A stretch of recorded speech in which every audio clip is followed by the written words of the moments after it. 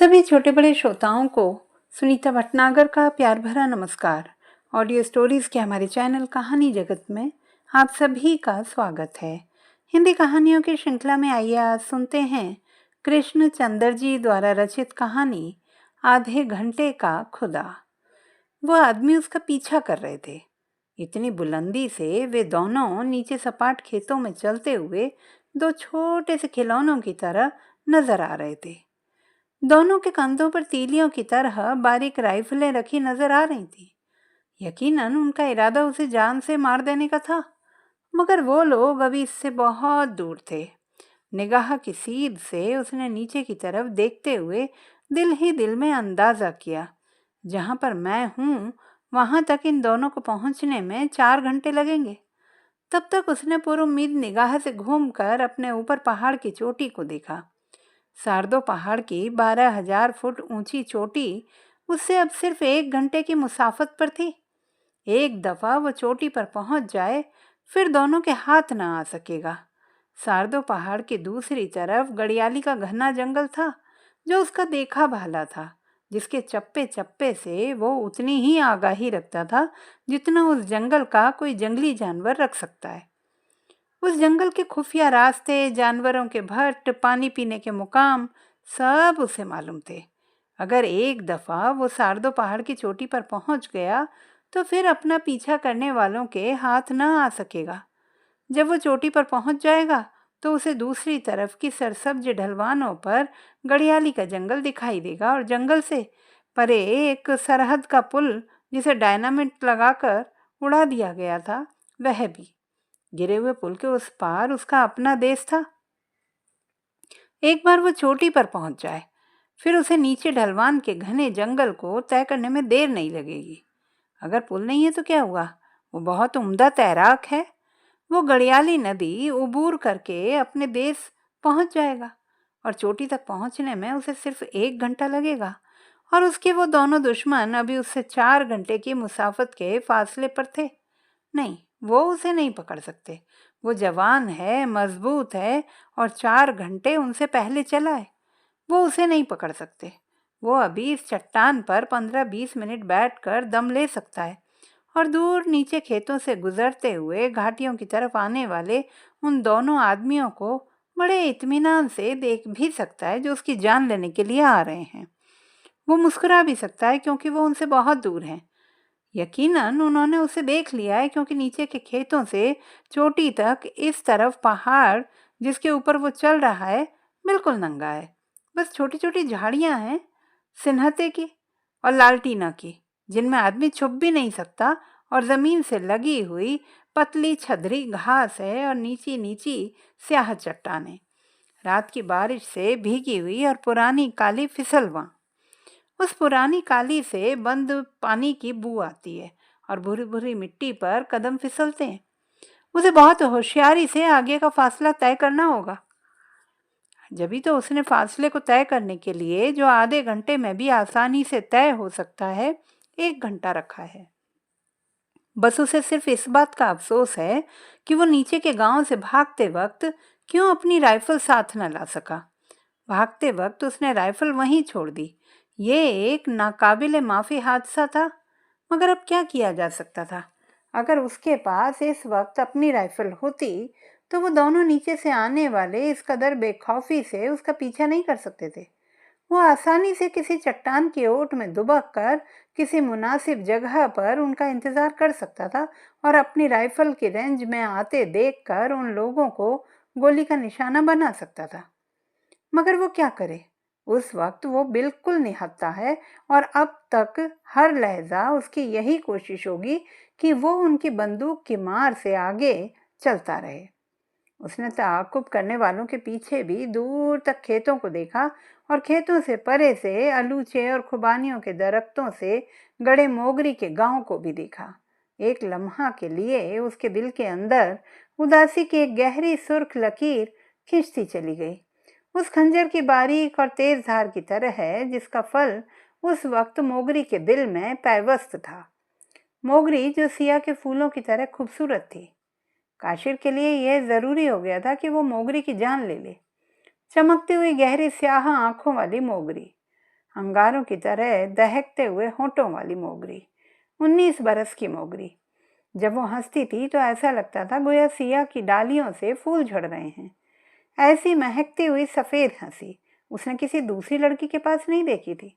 हंसी जो सिया के फूलों की याद दिलाए या अचानक पर खोलकर हवा में कबूतरी की तरह उड़ जाए और वो जरा से खुले जैसे बंद अंगारों की तरह दहकते हुए शरीर, होंठ, उन होंठों पर जब वो अपने होंठ रख देता था तो उसे ऐसा महसूस होता था जैसे उसके खून के बहाव में चिंगारियां सी उड़ती चली जा रही हैं। जैसे जज्बा पिघल कर खून और खून पिघल कर शोला और शोला पिघल कर बोसा बन गया हो और वो पूरी तरह मोगरी के चेहरे पर झुक जाता था, इतने जोर से कि मोगरी की सांसें उसके सीने में रुकने लगती और वो अपने छोटे छोटे हाथों से उसके मुंह पर तमाचे मारकर ही अपना चेहरा उसके चेहरे से अलग कर सकती थी। तुम पागल जानवर हो क्या काशिर, वो हाँफते हुए कहती, और तुम आग हो। वो खुद अपने जज्बे की शिद्दत से डर कर जरा पीछे हटता हुआ कहता, मेरे गांव में कोई नहीं जानता कि मैं एक दुश्मन के बेटे से प्यार करती हूँ। मेरे सिपाहियों में से भी कोई नहीं जानता कि मैं गड़ियाले के जंगल में रोज किसी से मिलने जाता हूँ। वो दोनों गड़ियाली के जंगल में जीप के किसी कच्चे रास्ते पर बैठ जाते, देवदार के एक टूटे हुए तने पर। पीछे जीप खड़ी होती, सामने एक छोटी सी ढलवान की गहरी और दबीज घास। कोई चश्मा तकरीबन बेआवाज होकर बहता था। जंगली फलों पर पानी के कतरे गिरकर सो जाते और चारों तरफ बड़े बड़े सतूनों की तरह ऊंची ऊंची दीवारें और उनके घने छतनारों में से सब्जी माइल रोशनी दूर ऊंचे लटके हुए फानूसों की तरह छन छन कर आती होती। काशिर को ऐसा महसूस होता गोया वो किसी मुगल बादशाह के दीवाने खास में बेइजाजत आ निकला है। यहाँ आकर वो दोनों कई मिनट तक जंगल के गहरे सन्नाटे में खो जाते और आहिस्ता आहिस्ता सरगोशियों में बातें करने लगते। कभी ऐसा लगता जैसे सारा जंगल चुप है, कभी ऐसा लगता जैसे सारा जंगल उनके इर्द गिर्द सरगोशियों में बातें कर रहा है। मोगरी इलाका गैर के एक गांव से एक टोकरी में फल उठाए हुए गड़ियाली के पुल तक आती थी, जो काशिर और उसके सिपाहियों की अमलदारी में था। सिया नाशपाती, केले, आलू या बही के मब, उदे अंगूरों के गुच्छे या सिर्फ अखरोट और मकई के भुट्टे, और वो छोटी छोटी खुश रंग खुबानियां जिन्हें देखकर सुनहरी अशर्फियों का धोखा होता है। और मोगरी इतनी खूबसूरत थी कि पुल की हिफाजत करने वाले सिपाही चंद मिनटों में उसकी टोकरी खाली कर देते थे। सबसे आखिर में काशिर आता और जब काशिर मोगरी के नजदीक आता तो सब सिपाही हट जाते थे, क्योंकि वो जानते थे लेकिन जिस दिन मोगरी की मुखबिरी पर इलाका गैर के गांव वालों ने गड़ियाली का पुल जो उसकी तहवील में था डायनामाइट से उड़ा दिया, उसी दिन उसे शदीद धचका सा लगा, जैसे उसके दिल के अंदर भी कोई पुल था जो डायनामाइट से पुर्जे पुर्जे हो गया था। और वो बाहर का पुल तो कभी ना कभी फिर बन जाएगा, लेकिन अंदर का पुल कौन बना सकेगा फिर से। इसलिए वो वहशत जदा सा होकर पुल के टुकड़ों को इन गहरे पानियों में जाता हुआ देखता रहा, जहां लतीफ से लतीफ जज्बे भी भारी पत्थर बनकर ऐसे डूब जाते हैं कि फिर कभी उभर नहीं सकते। वो रोना चाहता था मगर उसकी आंखों में आंसू ना आ सके, और वो मोगरी को गाली देना चाहता था मगर उसकी जुबान पर अल्फाज ना आ सके। वो जानता था कि हर सिपाही की निगाह उस पर है। वो निगाह बज़ाहिर कुछ नहीं कहती, लेकिन खामोश लहजे में शिकायत करती हुई मालूम होती है। जब वो उन निगाहों की ताब न ला सका तो अपनी राइफल लेकर गड़ियाली नदी में कूद पड़ा, और वो उसके सिपाही भौचक्के होकर उसकी तरफ देखते रह गए। वो नदी पार करके गड़ियाली के जंगल में घुस गए। कई दिन तक वो अकेला भूखा प्यासा उस जंगल में घूमता रहा, और वो उन तमाम जगहों पर गया जहां वो मोगरी के साथ गया था, और उन जगहों पर जाकर उसने उन तमाम जज्बों को भुलाना चाहा जिन्होंने मोगरी की मौजूदगी में इसके लिए धुंधले धुंधले शफक जार तामीर किए थे। कई बार वो मोगरी की अदम मौजूदगी में भी यहाँ आया था, तो भी उसे हर जगह मोगरी की अदम मौजूदगी में भी उसकी मौजूदगी का एहसास हुआ था। वो पेड़ का तना जहां मोगरी बैठी थी उसके गिर्द एक हाला सा खिंचा मालूम होता था। मोगरी ना थी, फिर भी गोया झरने के पानियों में उसकी आवाज़ की रवानी घुल गई थी। हर फूल में उसके बालों की महक थी और वो ज़मीन जहाँ पर वो बैठते थे वहाँ से मोगरी के जिस्म की सौंधी सौंधी महक आती थी। मगर आज वहाँ कुछ न था। जज्बों के शफक जार छट गए थे। पेड़ का तना महज पेड़ का तना था और पानी का झरना पानी के झरने की तरह बह रहा था। हर चीज अनजानी और अजनबी और उससे अलग थलग खड़ी थी। वो चीख मार कर सारे जंगल को जगह देना चाहता था, मगर उसका हलक बार बार घट रहा था। उसके सारे एहसासात पर एक धुंध सी छाई हुई थी। जंगल में बेसमत घूमते घूमते कई बार उसे ख्याल आया कि अगर वो इस धुंध को अपने नाखूनों से चीर दे तो शायद अंदर से मोगरी का जिंदा और असली चेहरा सही और सलामत निकल आएगा। वो मोगरी जिसे वो अपने दिल से पहचानता था। मगर धुंध किसी तरह न छटी और गहरी होती चली गई। जंगल में उसका दम घुटने लगा। पेड़ों का घेरा उसके लिए तंग होने लगा। उसे ऐसा महसूस होने लगा जैसे चारों तरफ से जंगल के पेड़ झुककर उस पर गिरने वाले हैं। फिर वो घबराकर जंगल से बाहर भाग निकला और गड़ियाली का जंगल तैर कर के वो सारदो पहाड़ की बर्फीली चोटी के दूसरी तरफ उतर गया, जहाँ मोगरी का गांव था। कई दिनों तक वो भेष बदलते हुए टोह लेता रहा। किसी को उस पर शुबहा ना हुआ, क्योंकि उसकी शक्ल सूरत ऐसी थी जैसी इस इलाके के लोगों की होती है। उसके कपड़े भी फटे हुए थे और वो उनकी जुबान बखूबी बोल सकता था, इसलिए किसी को उस पर शुबहा ना हुआ। और वो एक दिन मौका देखकर आधी रात को मोगरी के घर में उस कमरे में घुस गया जहां मोगरी सो रही थी। मोगरी कमरे में अकेली सो रही थी। उसने आहट किए बगैर कुंडी अंदर से चढ़ा दी, राइफल कंधे से उतार कर एक कोने में रख दी और आहिस्ता आहिस्ता दुबक कर वो मोगरी के बिस्तर के करीब चला गया। करीब जाकर उसने अपना खंजर निकाल लिया। वो खंजर हाथ में लिए देर तक खड़ा रहा और मोगरी की सांसों की पुरसुकून आवाज सुनता रहा। चारों तरफ घुप्पा अंधेरा था। वो मोगरी के चेहरे को देख नहीं सकता था। उसके दिल में शदीद ख्वाहिश पैदा हुई कि वो एक बार माचिस जलाकर मोगरी का चेहरा देख ले, मगर बड़ी जाकाह काविश से उसने एक अजियतनाक ख्वाहिश को अपने दिल में रोक दिया। देर तक वो खंजर लिए यूं ही खड़ा रहा और मोगरी की सांसों के इस बेआवाज झरने को सुनता रहा जो अब उसके दिल की तरफ बह रहा था। वो हौले हौले मोगरी के चेहरे पर झुक गया, बस एक अलविदाई बूसा और फिर खंजर। मगर झुकते झुकते उसकी सांसों की रफ्तार तेज होती गई। उसके दिमाग में सनसनाती हुई गूंजें सी चारों तरफ फैलने लगी और उसने अपने जलते हुए कांपते हुए होंठ मोगरी के होठों पर रख दिए। मोगरी के सारे जिस्म में इर्तियाज सा पैदा हुआ। उसे महसूस हुआ जैसे मोगरी चीखें मारने को है, मगर उसने ऐसी मजबूती से अपने होठों को मोगरी के होठों से मिला रखा था कि चीख मारने का सवाल ही पैदा ना होता था। पहले तो मोगरी का सारा जिस्म बर्फ की तरह सर्द होने लगा और हमेशा यूं ही होता था।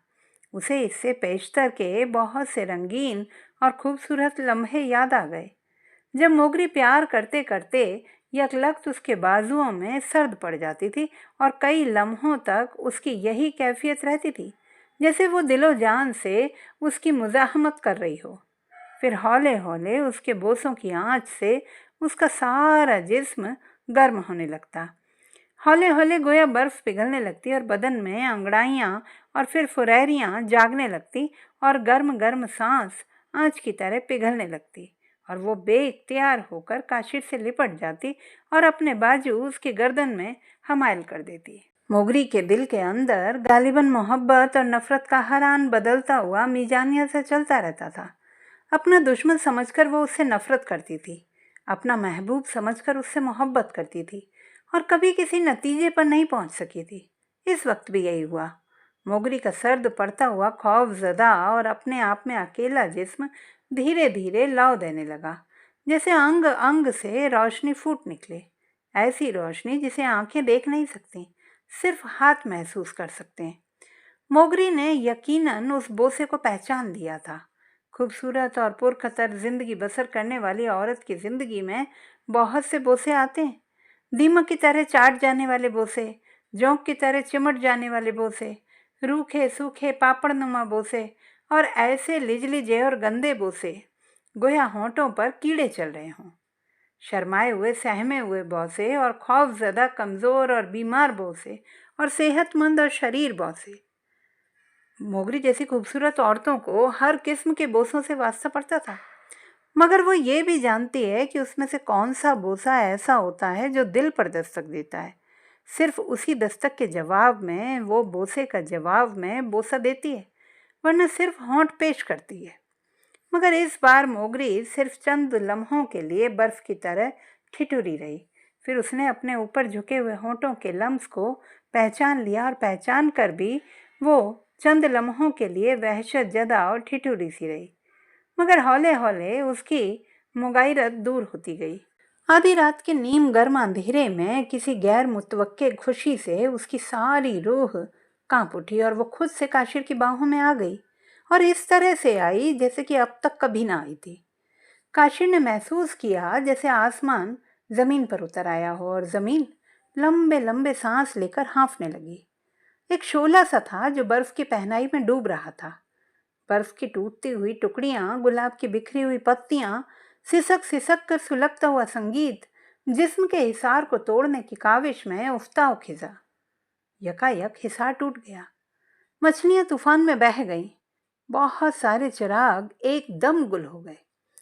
फिर सारे एहसास नीम गनूदगी की सब्ज झील में खो गए। जब वो जागा तो इसी तरह घुप अंधेरा छाया हुआ था और मोगरी उसकी बाहों में बेखबर सो रही थी। जाने उस बेखबरी में कब काशिर ने खुद अपने हाथ का खंजर अपने पहलू में रख लिया था। उसने पहलू बदलकर आहिस्ता से खंजर निकाला। आहिस्ते से मोगरी नींद में कसमसाई। झुके हुए काशिर को मोगरी का हाथ अपनी पीठ पर महसूस हुआ, थपकता हुआ, नींद की तरगीब देता हुआ। पेशतर इसके कि वो फिर अपने जज्बात के धारे में बह जाए, उसने एक ही झटके से पूरा खंजर हत्ती तक मोगरी के दिल में उतार दिया। मोगरी चीख भी न सकी। हौले हौले उसका कांपता हुआ जिस्म ठंडा होता गया, मगर काशिर ने मोगरी को बहुत देर तक अपने जिस्म से अलग नहीं किया। हौले हौले काशिर के जिस्म ने मोगरी के मरते हुए जिस्म के हर इर्तियाश को अपने अंदर जज्ब कर लिया, और जब मोगरी का जिस्म बिल्कुल ठंडा हो गया तो उसने मोगरी के जिस्म को अपने जिस्म से अलग कर दिया। इन ठंडे होंठों को फिर इस तरह बोसा दिया जैसे वो किसी कब्र को बोसा दे रहा हो। फिर कुंडी खोलकर बाहर आंगन में आया और तेज तेज कदमों से चलते हुए वो आंगन की दीवार फलांग कर एक अहमक की तरह सरपट भागने लगा, क्योंकि अब उसके दिमाग की हर रग और नस तांबे के तारों की तरह झंझना रही थी और जिस्म के रोए रोए में खतरे की घंटियां बज रही थीं। ये उसकी खुशकिस्मती थी कि सारा गांव नींद में डूबा हुआ सो रहा था। किसी ने उसके जिस्म में बजती हुई खतरे की घंटियों की पुरशोर सदा को नहीं सुना, और वो खेतों से निकलकर सारदो पहाड़ की चढ़ाई चढ़ने लगा। सुबह जब मोगरी के भाइयों ने मोगरी की लाश देखी और दीवार से लगी हुई राइफल को पहचाना तो उसका ताक़ुब किया, मगर अब तक उसे 4 घंटे का स्टार्ट मिल चुका था। तो दोस्तों, ये थी हमारी आज की कहानी। आपको कैसी लगी कमेंट बॉक्स में लिखना ना भूलें। चैनल को सब्सक्राइब करें, लाइक करें और मित्रों के साथ शेयर करें।